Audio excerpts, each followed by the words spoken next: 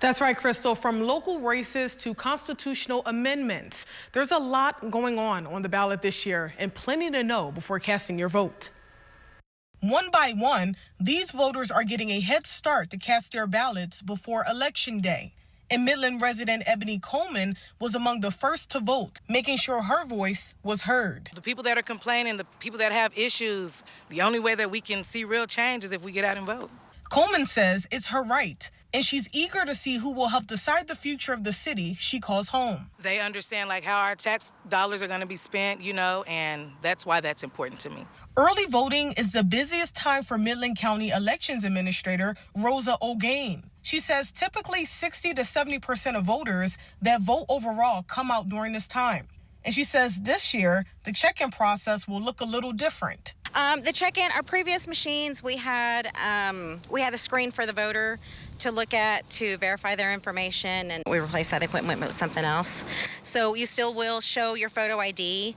The poll worker on their end will make certain selections, and then we'll flip that screen over for the voter to be able to assign. On the ballot, there are 17 proposed constitutional amendments to vote on, including water infrastructure funding, property tax exemption for border security infrastructure, developing laws for parental rights, and many more. We do want voters to know that they do not have to vote their entire ballot for it to count. She also points out if you don't want to be turned away when you head to the polls, make sure you have a photo ID and know when and where you can early vote.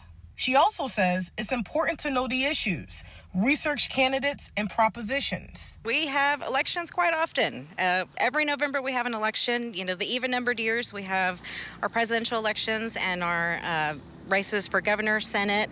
The odd-numbered years, we've got those state constitutional amendments that are on there.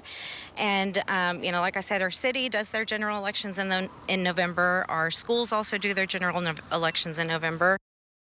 Now remember, it's too late to register to vote for this election. The cutoff date was October 6th. But if you're registered to vote, early voting runs through October 31st, and there will be no voting on the weekends. As for Election Day, it's on November 4th, and the polls will be open from 7 a.m. until 7 p.m.